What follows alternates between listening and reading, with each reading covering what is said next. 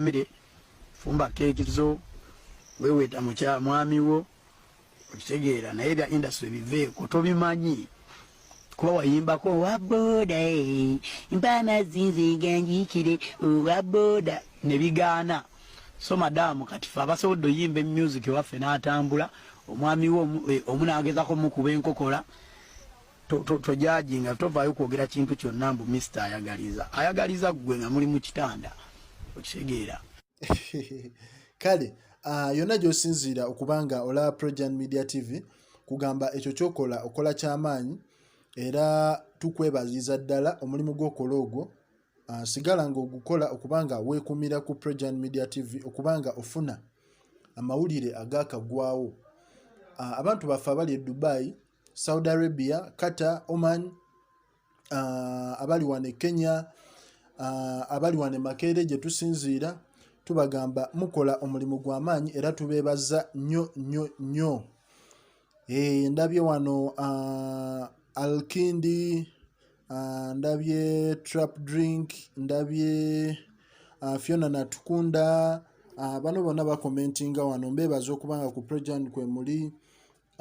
Ni omulala Kakinina, Farida Nakandi, mukola omulimu gw'amaanyi okubanga mwekuumira ku Projan Media TV. Ndaba ni ono omulala gwe situmidde waliwo gwe bayita Saimanthi Shali. Yes, Shali okola ky'amaanyi okubanga ku Projan kwoli. Ndaba Fiona Natukunda, Josephine Nakayima, kituufu kyemukola gye kiri. Then ndaba Princess Adora, ndaba Joy, ndaba Rahuma Shiba. Kale mwebale nnyo okubanga ku Projan kwe muli era nga mwewaayo okubanga mufuna amawulire okuva ku sosi yaffe eno eya Projan Media TV. Muzikirize mbasuule mugulire eri olunaku olwaleero nga si ddala naye waliwo olutalo oluguddewo wakati wa mwana mulenzi Gravity ne mwana muwala Zuena. Muyite mukyala Bebe Kulu okitegeera. Zuena Bebe ani omukulu Gravity agambye Zuena nti gwe genda owe baawo omukwano toyina kyomanyi ku bya music era byesonyiwe tobyesembereza oba okitegeera. Naye obuzibu bwonna bwavudde ku mwana mulenzi Bebe Kulu. Bebe Kulu alina oluyimba lwe yakola ne Gravity emabegakaawo, oluyimba nga baluyita Kelele. Balukola babiri, oluyimba baluyita Kelele. Naye Gravity yavuddeyo ng'atabuse agamba oluyimba lwali lw'amaanyi era yalina okuba hiti wane mu ggwanga, naye Bebe Kulu yagaana okukola ki? Yagaana oddu promotinga okitegeera. Nagamba intentionally yagaana oddu promotinga olw'ensonga nti byalimu ebyobufuzi. He had his political ambitions oba okitegeera. Nagamba nti Bebe Kulu nagezaako mwegayirira ne mugamba olwo oluyimba egenda bba hit era naye ng'akimanyi, naye olw'ensonga ebyobufuzi omukulu yagaana omuwuliriza era oluyimba n'alutuga.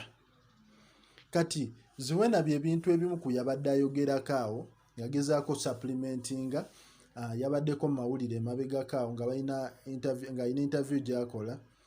Nagezaako bambi ekihighlightingako naye omukulu Gravity yamubuukidde bubi nnyo n'amugamba gwe kyova olaba ebyokuyimba byakulema era alina akalowoozi ke yakozesezaawo tekyova olaba wajja n'oyimba waboda alina engeri gy'akyogeddemu nga mazima matuufu bambi yadde amuvuma.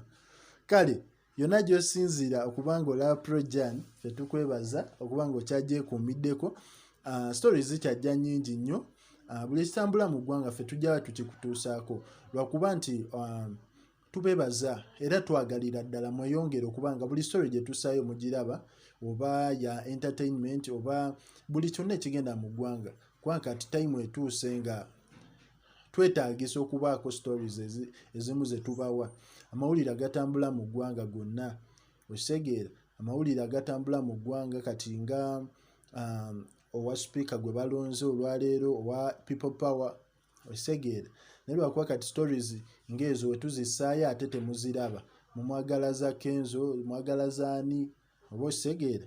Kale mwebale kubanga mwekumidde ku Projan Media TV.